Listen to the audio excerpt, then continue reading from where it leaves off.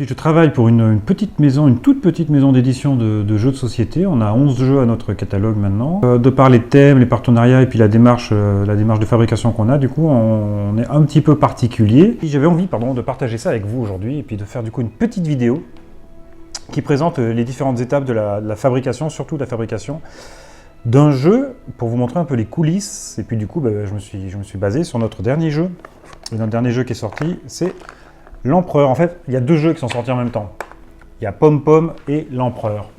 Pom Pom, c'est la réédition de mon tout premier jeu, pour lequel là, on a refait les illustrations. Donc c'est David Bonifaci, dit Boni, pour le reste de la vidéo on l'appellera Boni, qui a refait les illustrations. C'est lui qui a fait les illustrations et le graphisme de toute cette gamme d'ailleurs de jeux. Et puis l'Empereur, qui lui est une vraie nouveauté et qui est sorti il y a tout récemment. Et c'est un jeu donc de Frédéric Vagna et Florent Toscano, tiens c'est moi. Ce sont les auteurs du jeu, et Boni est l'illustrateur. Et c'est le jeu qui est adapté du dernier film de Luc Jacquet, donc c'est un peu la suite de La Marche de l'Empereur, qui vient de sortir au cinéma il n'y a pas très longtemps non plus. Et donc, comme on travaille régulièrement avec les équipes de Luc Jacquet, on a la chance, le privilège et le bonheur d'avoir adapté son nouveau film en jeu de société.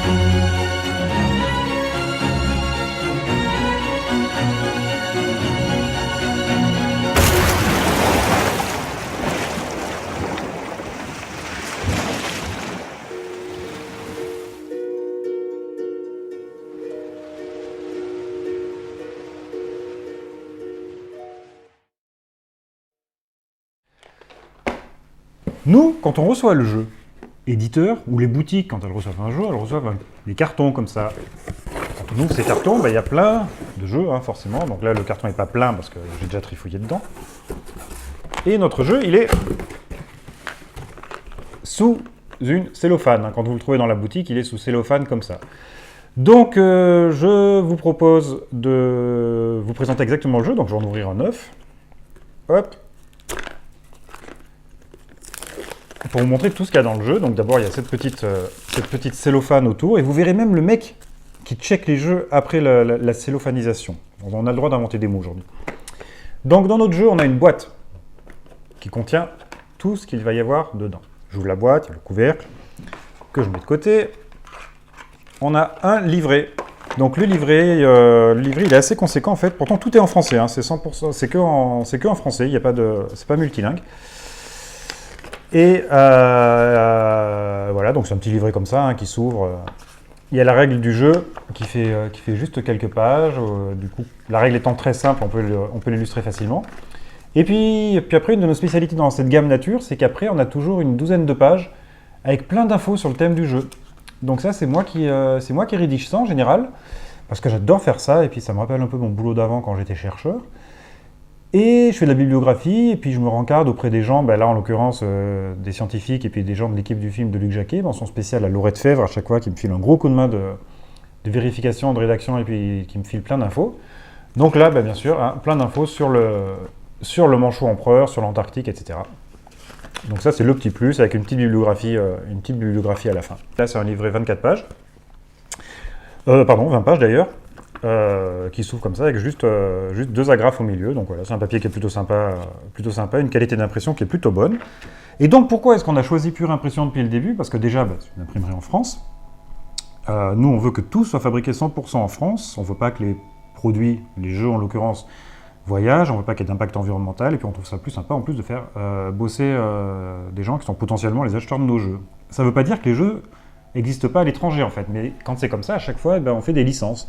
C'est-à-dire que c'est l'éditeur dans le pays en question qui fabrique le jeu dans son pays. Nos livrets sont fabriqués à Montpellier par Pure Impression. Alors Pure Impression, c'est une entreprise qui est très très chouette, qui grossit beaucoup d'ailleurs.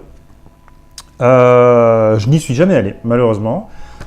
J'ai eu plein d'infos par Olivier Marcil, donc le directeur de l'imprimerie. Donc tout ce que je peux vous montrer, c'est l'imprimerie à quoi elle ressemble, et puis les différentes étapes de notre fabrication du jeu. Donc d'abord, on a les fichiers ici qui sont vérifiés, puis où l'imposition est réalisée. En fait, c'est la disposition des pages, tout simplement, faite sur la forme d'impression. Ensuite, il y a une gravure thermique, ce qu'on appelle des plaques offset, donc des formes d'imprimante. Donc c'est des grosses plaques en fait qui vont passer dans les machines sur lesquelles les couleurs, enfin qui vont permettre l'imposition des couleurs. Ensuite, enfin bien sûr, l'impression à proprement parler en grand format. Une fois que les planches sont imprimées, tout ça est découpé au massicot pour que ça fasse la bonne taille du livret. Que les feuilles ensuite sont pliées à cet endroit-là. Les feuilles sont pliées, puis enfin encartées, les deux agrafes sont posées, et puis le livret est terminé pour ressembler à ceci. Et une fois qu'il est terminé, il est prêt à être conditionné dans des cartons. Donc je crois que c'est dans des paquets, des films de 100, il me semble en fait. Et tout ça est mis en carton et expédié chez RCI à Romans-sur-Isère en fait, puisque c'est eux, je vous ai dit, qui allaient assembler le jeu. Dans la boîte, on a en fait, hop, je sais pas si vous voyez, on a plein de petites choses en fait. D'abord, il y a un petit paquet de tuiles avec un petit papier craft autour. C'est pas cellophané, c'est un petit craft tout propre, tout beau, tout classe autour des tuiles. Donc on a 32 tuiles comme ça. Les tuiles, je vais les décrafter. Hop, pour vous les montrer. Voilà, donc c'est des tuiles de différentes sortes en fait pour constituer la banquise. On va pas expliquer le jeu là aujourd'hui, c'est pas le propos. Et puis il y a d'autres vidéos qui sont très très bien faites sur notre site, en fait c'est entre la tuile et la carte, c'est un papier épais, satiné, c'est le même papier qu'on avait utilisé pour notre jeu, le bois des Quatsu. Voilà, c'est un papier que je trouvais très classe, donc du coup on l'a réutilisé. Et puis ça va plutôt bien pour le jeu. Nos cartes de jeu, voilà, qui sont fabriquées, elles, à Ornans, dans le Doubs, par une imprimerie, une entreprise qui s'appelle Simon Graphique. Donc Simon Graphique, c'est une entreprise que j'ai connue grâce à la Salamandre, avec qui nous sommes partenaires. La Salamandre, c'est des copains. C'est eux qui font une revue nature, en fait, depuis très longtemps. Ouais, donc là, en fait, voilà, c'est juste... donc, merci Eric Gasser, qui nous a envoyé une photo de la palette, en fait, avec toutes les planches imprimées de nos tuiles, puisqu'en fait, les tuiles, c'est comme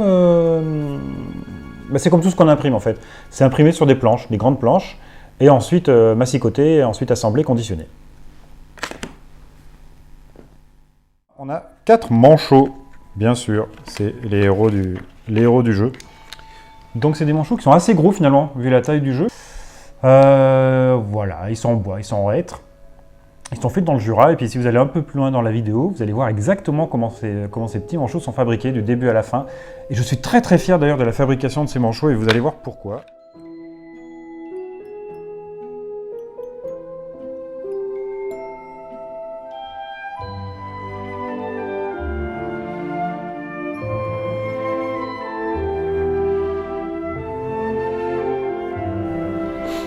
Alors, un petit peu de contemplation. Donc là, on a un petit matin de janvier 2017, donc. Et puis, on va faire un petit tour dans le Jura, du côté exactement de Nancuise. Je ne sais pas s'il y en a qui connaissent, je pense que non. Enfin, sans doute qu'il y en a qui connaissent, mais c'est quand même un tout petit village. Il y avait un peu de neige, il faisait pas chaud. Et du coup, on a été à la tournerie Caron, voir Hervé Gaillard, puisque Hervé Gaillard, c'est lui qui fabrique nos petits manchots, super chouettes. Et du coup, j'avais très envie de voir comment ça se passait exactement, d'avoir des détails, etc. Donc quand on est arrivé, paf, il y avait déjà des panières de manchots qui nous attendaient. Alors j'étais un peu surpris parce que je pensais qu'il allait les fabriquer en fait pendant qu'on était là. Et du coup, il a dit que non, ça c'était juste des tests en fait pour déjà qu'on les voit en arrivant finis, et puis faire des tests de teinture, tout simplement, et puis être sûr que l'outil fonctionne, etc. Donc du coup, j'étais bien content de voir mes manchots finis. Alors, il faut savoir que les manchots, pour les fabriquer, il y a quand même une histoire. Au début, c'est Bonnie, donc notre illustrateur, qui a fait des modèles que vous voyez là.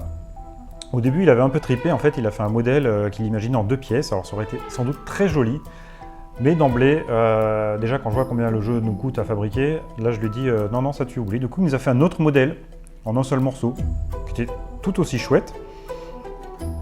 J'ai envoyé ça à Hervé Gaillard, donc, et il nous a dit que le risque, c'était peut-être au niveau du bec et de la queue, en fait, que c'était un peu trop pointu, donc c'était complètement faisable, mais il risquait d'y avoir un peu de casse, enfin voilà, dans la boîte, ou même quand on joue, si on les fait tomber, ça risquait de se casser, parce que c'était un peu fin. Du coup, Bonnie a fait un autre modèle, où il a arrondi, le bec et puis la queue. Hervé nous a dit tout va bien. Du coup, Hervé a fait faire ce qu'on appelle un outil. Donc le résultat de l'outil, c'est ça en fait. C'est une grosse, c'est une feuille avec les détails exacts de toutes les tailles du gabarit exact du manchot. Voilà, là on le voit un peu mieux. Et l'outil, ça nous sert à... c'est un vrai outil en fait, un vrai outil mécanique. Alors en fait l'outil, donc c'est comme une lime en fait, je sais pas comment dire, un rabot, enfin qui est en 2 parties et qui fait exactement le contour du manchot, une première moitié à gauche, l'autre moitié à droite. C'est à l'intérieur de cette machine, alors vous n'allez pas très bien voir parce que du coup la machine, quand elle tourne, pour des raisons de sécurité, elle est fermée. Du coup voilà, tout ce que vous pouvez voir c'est ça, donc l'outil il est là, sur cette photo. Et du coup, vous avez la partie à gauche qui rabote toute une partie d'une tige de bois et la partie à droite qui rabote l'autre partie. Et en fait, tout ça quand ça sort, ça forme le profil du manchot terminé. Mais avant ça, notre manchot, c'est quand même du bois. Donc là, on est dans les hangars de la tournerie, en fait, où on a plein de planches de hêtre. On voyait un peu de buis aussi tout à l'heure. Et ce bois, il provient de la scierie Vuitton. Donc c'est une scierie qui est à quelques kilomètres ou dizaines de kilomètres de Nancuis, donc juste à côté, à Rotonnet, exactement, donc toujours dans le Jura. Et c'est eux qui conditionnent le bois. Donc comme vous voyez là, ils travaillent avec des ETF, donc des entrepreneurs de travaux forestiers qui sont du coin. Et là où je suis hyper content, donc c'est du bois PEFC, hein, c'est des forêts PEFC, ce que je vous disais tout à l'heure. Et donc là, on voit la scierie. Et là où je suis hyper content, en fait, c'est que c'est le bois en lui-même. Il est bûcheronné et débardé dans des forêts, en fait, qui viennent de quelques kilomètres de là, autour de Lons-le-Saunier, donc toujours dans le Jura. Et des forêts PEFC. Donc voilà, les forêts, en fait, les voici. Donc ce sont ce genre d'arbres, à cet endroit-là, que proviennent nos manchots. Et donc je suis très content que la chaîne soit si courte, en fait, que l'arbre provienne de forêt autour de Lons-le-Saunier, dans le Jura, qu'à quelques kilomètres de là, en fait, il soit conditionné dans une scierie, en fait, qui va ensuite envoyer les planches encore à quelques kilomètres de là, chez un tourneur qui, lui, va fabriquer les manchots. Donc tout est hyper localisé environnementalement, je trouve ça vraiment génial, et c'est très plaisant, et ça me fait bien plaisir à moi. Revenons cette fois chez le tourneur, puisque là, vous allez voir donc la tige de bois, en fait, qui sort de la machine après s'être fait raboté des 2 côtés par l'outil. Donc l'outil, on l'achète, hein. Ça coûte assez cher d'ailleurs, on l'achète une fois pour toutes. C'est-à-dire que la prochaine fois qu'on aura d'autres manchots à refaire, on ne rachètera pas l'outil. Donc là, ça va assez vite, voilà, donc ça va assez vite. En fait, ça forme vraiment de grandes tiges de manchots.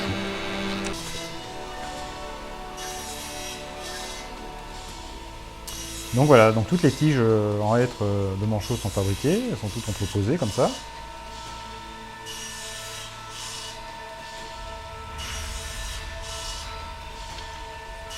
Donc là, c'est pas du tout, il n'y a aucune finition, hein, c'est vraiment brut de brut encore.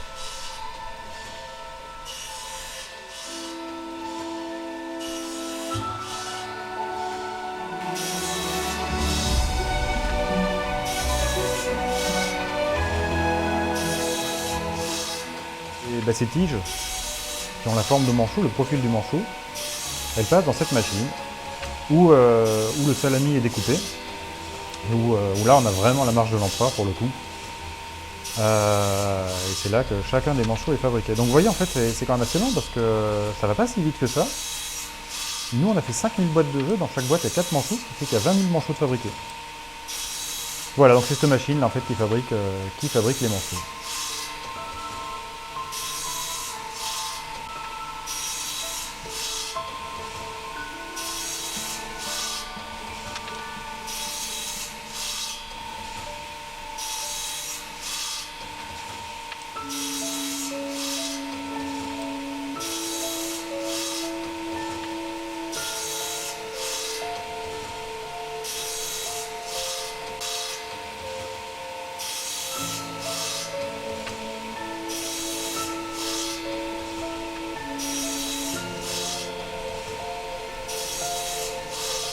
Et voilà, donc là en fait on a nos manchots qui tombent comme ça bruts.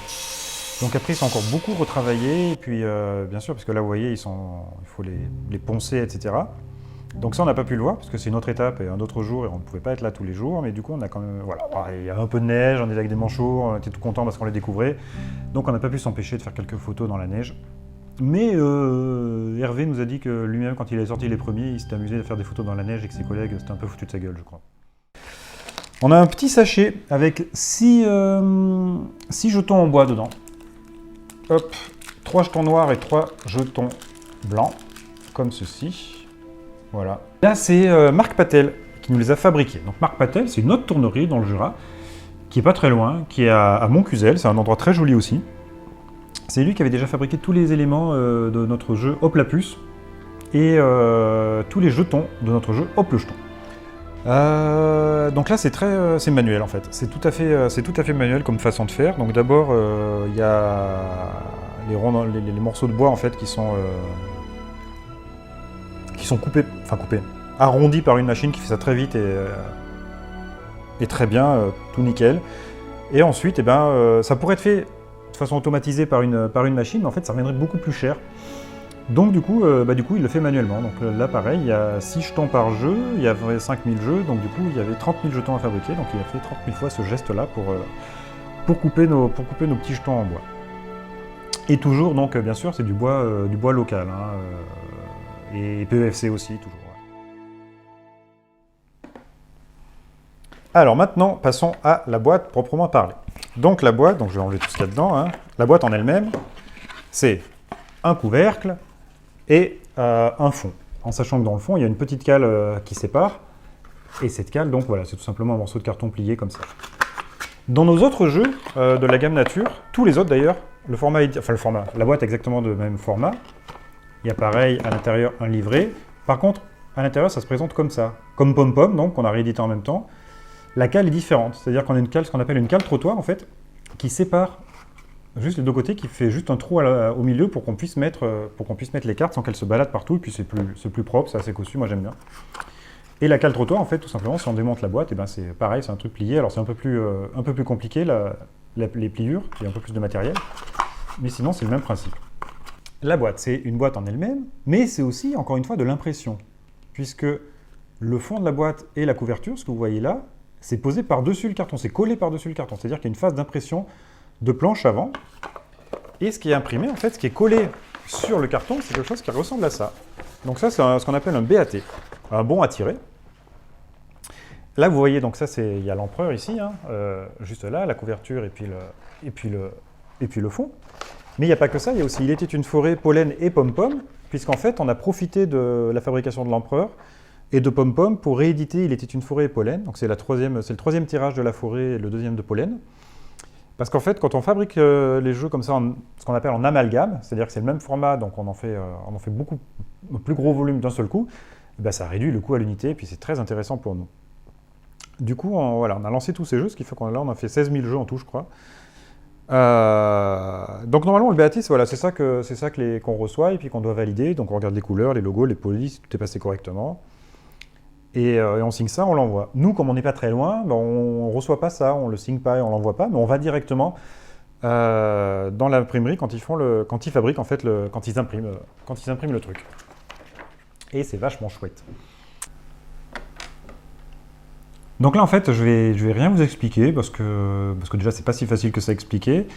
Et puis en plus, il nous a expliqué plein de choses. Donc là, ça a été filmé avec un petit appareil photo, donc du coup, la qualité est escalée, ce que je vous disais, et le son aussi, d'autant plus qu'il y a beaucoup de bruit dans l'imprimerie. Mais donc du coup, ça fait un peu une passage dans l'imprimerie, comme si vous y étiez. Donc désolé pour le son, désolé pour l'image, mais du coup profitez un peu de ça. Et puis le bruit en fait fait partie du contexte, en fait, de l'environnement, de l'ambiance dans l'imprimerie.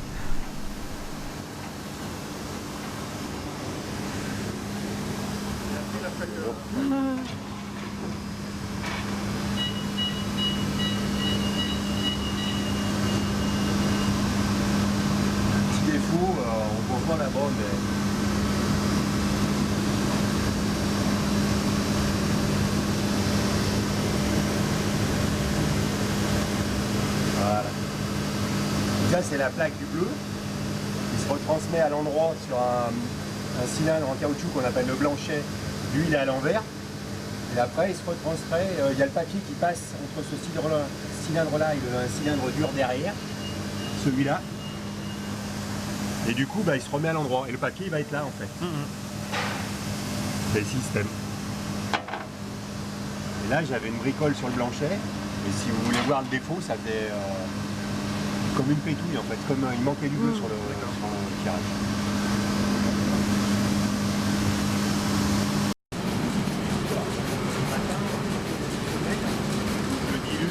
Et autrement, ça fait des croûtes d'encre.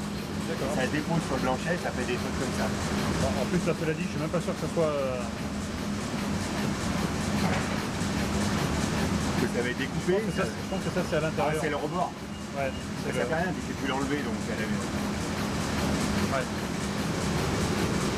Ça fait des défauts comme ça. Et le matin, en début de semaine, il y a tout le défaut. Faut faire attention, il y a tout le défaut.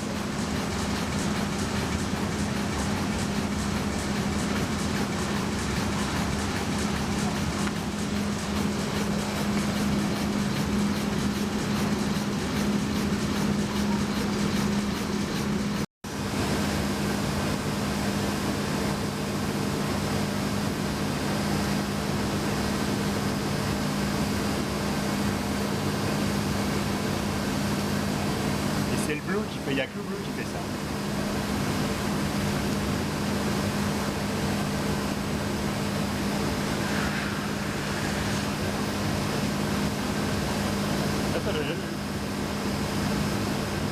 Ça arrive, en plus il fait froid, les encres ont durci pendant le week-end, parce que l'atelier il est préchauffé, mais la température descend quand même, donc l'encre durcit.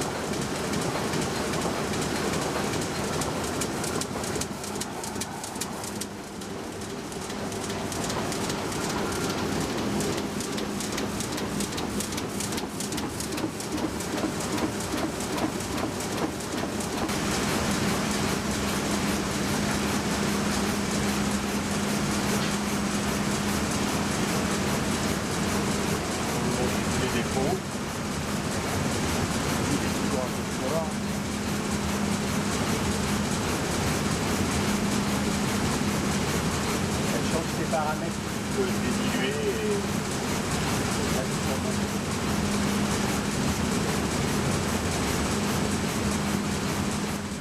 Une fois que ces planches de couverture et de fond de boîte sont imprimées, et elles partent à... Donc là, on est à Bourgoin-Jallieu, on part à quelques dizaines de kilomètres. Elles sont envoyées à Romans-sur-Isère, donc dans l'entreprise RCI, où les boîtes à proprement parler vont être fabriquées. Donc, pour fabriquer une boîte, c'est comme pour tout ce qu'on fabrique, en fait, il faut un outil. Et l'outil, en fait, c'est l'outil de découpe, c'est ce qui va permettre de produire le format de la boîte. Donc là, on est chez RCI tout de suite, et puis on voit du coup des étagères remplies d'outils de tous leurs clients, en fait, et de toutes les boîtes, de tous les formats de boîtes qu'ils n'ont jamais fabriqués. Donc là, par exemple, ce que vous allez voir, c'est l'outil de la cale trottoir que je vous ai montré tout à l'heure, de Il était une forêt, pollen et puis pom-pom. Donc qui a servi du coup pour faire cette cale. Et puis bien sûr dans la machine il y avait encore la cale, l'outil de la cale accordéon en fait qui sert là pour le jeu l'empereur, donc la cale que je vous ai montré tout à l'heure, qui permet de séparer les cartes et puis les éléments un peu plus physiques du jeu.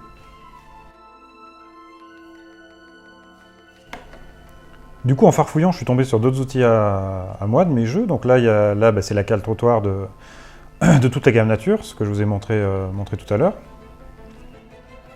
Et ça c'est l'outil qui a servi à fabriquer la boîte de Hop la Bille, Hop la Puce et Hop le Jeton. Donc en fait c'est des boîtes carrées d'une autre série de jeux. Donc cet outil va servir en fait donc à découper le carton. Donc c'est des planches de carton qui font 1,5 mm d'épaisseur. Du carton blanchi, donc en fait il est gris d'un côté, il est blanc de l'autre. L'intérieur de la boîte, donc l'intérieur de la boîte sera blanc et la feuille sera collée sur la partie grise. Tous les cartons, donc au début, donc la machine qui les découpe, c'est là, donc tous les cartons sont dans cette machine. Les feuilles, les cartons, les planches sont aspirées en haut par des petites ventouses en fait qui vont envoyer ces cartons dans la machine. Et puis la découpe va se faire à l'intérieur tout simplement. Enfin tout simplement. Donc là, ils étaient très fiers parce que c'est une nouvelle machine qu'ils avaient reçue il n'y a pas très longtemps, qui commençait à utiliser. En fait, c'est une machine qui est hyper high-tech. Alors, moi, je m'en suis pas tellement rendu compte, mais visiblement, même pour le tri des déchets à la fin, enfin tout est automatisé. Et a priori, et puis elle est super rapide par rapport à ce qu'ils avaient avant. Donc, bon, en tout cas, a priori, c'est une chouette machine. Nos tas de carton, donc à plat, mais découpés selon les formes de la boîte en fait. Ça ressemble à ça. Voilà, donc ça c'est les boîtes de l'empereur. Il y a aussi bien sûr les boîtes de pollen, pom-pom. Et il était une forêt, c'est exactement le même format.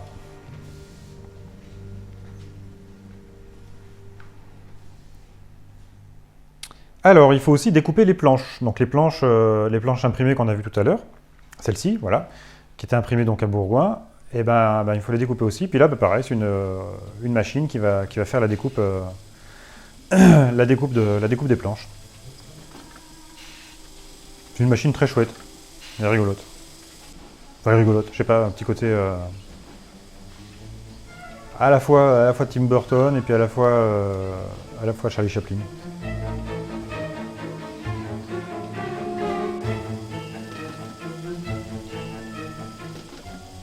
Et voilà, nos tas de couverture et de fond découpés. Donc on a l'empereur, donc devant la couverture et puis derrière le fond. Donc il y en a 5000 de chaque, évidemment. Et puis aussi ceux de Il était une forêt, Pom-Pom, et puis Pollen. Donc toute la fabrication de la boîte se fait ici en fait. Donc là il y a le monsieur qui est au milieu et en fait il va y avoir deux chaînes, une à gauche et une à droite. À gauche va être fabriqué le fond de la boîte et à droite le couvercle. Tout au bout là-bas, les deux vont être assemblés, mais l'assemblage ça sera une fois que dans le fond la cale et les éléments du jeu seront mis. Puis après le couvercle est ajouté automatiquement. Donc voilà toute la chaîne. Donc là à droite il y a les cartons. Puis là à gauche le fond de boîte fabriqué, on voit le jeune homme en bleu et puis les dames là, qui sont en train d'assembler le jeu, de mettre les éléments dans le jeu en fait.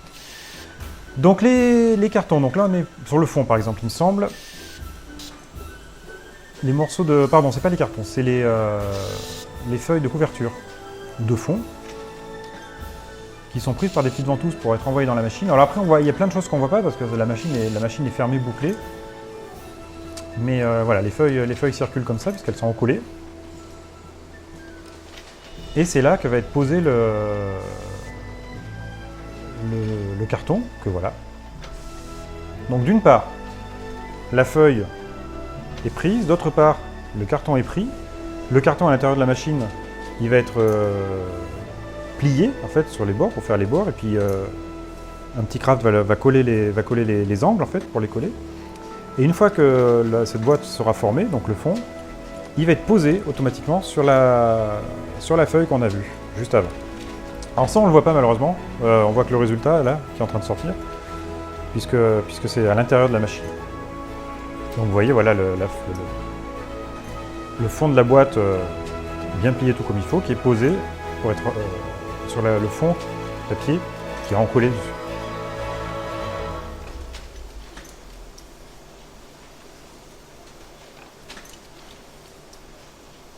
Et après, donc là, à gauche, vous voyez la boîte, le fond donc, est pris pour être enfilé et ressorti. Et en fait, cette action-là, ça va permettre de rabattre les côtés, les encoller sur les quatre bords de la boîte et de le plier à l'intérieur automatiquement, de le coller à l'intérieur. Et le fond de la boîte est fabriqué. Et le processus est exactement le même pour le couvercle, mais sur la chaîne de l'autre côté en fait, donc en parallèle. Donc la machine s'appelle une Emechi. Pareil, elle est toute récente celle-là. C'est un nouveau modèle. Voilà, donc c'est là que on voit peut-être un petit peu mieux. En fait, ça on peut pas voir parce que ça se passe à l'intérieur là. Donc j'ai zoomé au mieux que j'ai pu, mais j'ai pas pu faire mieux. Mais voilà, vous voyez quand même à l'intérieur, ça rentre les bords dépassent et puis ça rentre, tout est encollé à l'intérieur bien comme il faut et bien proprement. Donc là c'est le couvercle de la boîte. Et tout à l'heure vous avez vu le fond, c'était pareil.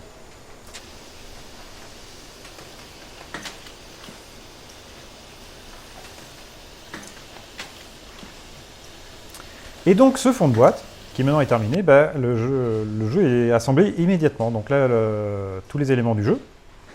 Donc là, on a les manchots qui sont arrivés dans des gros sacs à patates comme ça, depuis notre tournerie qu'on a vu tout à l'heure. Donc il y a des sacs pour chaque couleur. Là, les palettes FC à côté, donc c'est France Cartes, avec les cartes de Pom-Pom, Pollen et puis Il était une forêt. Là, les cartons, c'est pure impression, avec les livrets qui sont arrivés comme ça dans des cartons. Et puis là, c'est les agents en fait, qui assemblent le jeu, donc qui le conditionnent, qui préparent tout. Ça, c'est les déchets. Donc en fait, il y a plein de points de contrôle. Ça, c'est impressionnant. Ça m'a vraiment impressionné. Il y a plein de points de contrôle tout au long de la chaîne, tout le temps en fait. Ce qui fait qu'au final, il y a très peu de jeux qui soit sont incomplets, soit ont des éléments pas bien. Donc voilà, dès qu'il y a le moindre truc, il les enlève. Donc des fois, il y en a même, il a fallu qu'on cherche en fait pour voir les défauts, parce que donc là, si on le voit, c'est quand même clairement sur le dessus. Mais il y en a plein où il a vraiment fallu qu'on cherche. Ça, c'est les cales. Donc, ils sont découpés, pliés de la même façon que les fonds de boîte. Et qui vont être mis dans les fonds de boîte. Donc là, le jeune homme, en fait, ce qu'il est en train de faire, dès que le fond de la boîte est fabriqué, ça arrive tout de suite auprès de ce garçon qui met la cale au fond et les premiers éléments du jeu. Donc lui, sa mission, c'est les cartes. Ensuite, la boîte continue à circuler. Donc en fait, ce rouleau là, c'est juste pour aplatir la cale. Donc là, il n'y a pas tellement besoin puisque c'est une cale qui tient bien dans le fond. Mais la cale trottoir des autres jeux, par exemple, comme il la met très vite dans la boîte, elle dépasse un peu et le rouleau permet tout simplement automatiquement de l'aplatir dans le fond de la boîte bien comme il faut. Donc là, voilà, une première dame met 2 manchots et le petit sachet de jetons. Et la deuxième dame met les 2 autres manchots et le livret par-dessus. Et donc là, c'est rigolo parce que vous avez à gauche, donc en bas à gauche, les fonds de boîte qui arrivent tout assemblés, donc avec le livret par-dessus, et en haut à droite, les couvercles. Et cette machine assemble les deux automatiquement. Donc les couvercles sont mis sur les fonds. Hop, je ne sais pas si vous voyez bien, c'est derrière, voilà. Et puis du coup, après, ici arrivent les boîtes toutes prêtes avec quelqu'un qui check tout pour s'assurer que tout est comme il faut. Donc là, en fait, il les met sur un tapis roulant qui envoie les boîtes pour se faire plastifier. Il y a donc une mise sous film de toutes nos boîtes, bien sûr. Voilà, donc la mise sous film, elle se fait là-bas, on voit c'est la machine orange en fait. Donc d'abord, il y a une mise, elles se font mettre en sandwich ici. Là, il y a une espèce de cutter géant de massicot qui découpe le saucisson de film entre 2 boîtes de... C'est vraiment comme des saucissons en fait, des petites saucisses. Qui découpe le film entre 2 boîtes. Et les boîtes qui sont mises dans le film, elles sont envoyées dans la machine orange là qui va chauffer et puis plaquer le film contre la boîte. Et là, on a nos empereurs, nos boîtes de jeu qui arrivent. Là, c'est vraiment la version définitive. Donc, ils arrivent sur la table qui est à gauche là, avec quelqu'un qui vérifie encore si la mise sous film est bien comme il faut. Ce qui fait qu'il y a plein de boîtes qui jugent eux pas correctes et qui du coup ils mettent à l'écart, qui défilment et qui vont refilmer après. On a vraiment été impressionné par le nombre de points de contrôle qu'il y a partout en fait. Et ce qui fait d'ailleurs sans doute que j'ai 0 cas pour cette série de jeux, en tout cas de demande de SAV pour des problèmes, parce que tout est hyper vérifié en fait. Et donc le fait de pouvoir aller dans l'usine, ça nous a permis de mettre ce manchot qu'on appelait un golden manchot, donc c'est un manchot en bois brut qu'on avait récupéré dans la tournerie Caron en fait, qu'on a mis dans une des boîtes. Avec un petit mot qui explique que celui qui le trouve, celui qui tombe dessus, donc il n'y a qu'une boîte sur les 5000, celui qui tombe dessus, il se fait connaître et il gagnera l'intégralité de nos jeux, donc c'est-à-dire le catalogue de 11 jeux, tous nos jeux au plat, sera gagné par le vainqueur. J'espère que cette petite vidéo vous aura plu, et je crois qu'elle n'est pas si petite que ça d'ailleurs, elle est finalement même assez longue. Mais j'ai même pas l'impression qu'on soit allé dans les détails en plus. J'ai l'impression que tout a été survolé, qu'il y a plein de passages juste où on raconte rien, donc on montre juste les machines parce que je trouve ça chouette de les montrer. Et si vous voulez en savoir plus, on va essayer sur le site, donc www.jeuxauplat.fr, de mettre plus régulièrement d'infos sur la fabrication des jeux, etc., d'où ça vient. C'est vrai qu'on essaie d'être transparent et puis on trouve ça chouette avec ça. Et puis surtout, pour suivre l'actu tout le temps, Facebook, hein, c'est Jeux Hop Là, Twitter, Instagram, on publie plein de choses tous les jours. Et j'espère que ça vous aura plu. Et moi, je remercie vivement, vraiment beaucoup, tous ceux dans les usines qui nous ont accueillis, qui nous ont tout expliqué, parce qu'on a vraiment passé beaucoup de temps avec eux et c'est vraiment toujours super sympa. Et ceux chez qui on n'a pas été, je les remercie aussi de m'avoir expliqué des choses et puis de m'avoir envoyé des photos de la fabrication de nos jeux. Ça, c'est chouette aussi. Et puis du coup, j'espère que j'irai bientôt voir pendant la fabrication de mes jeux. Ça serait bien. Merci beaucoup.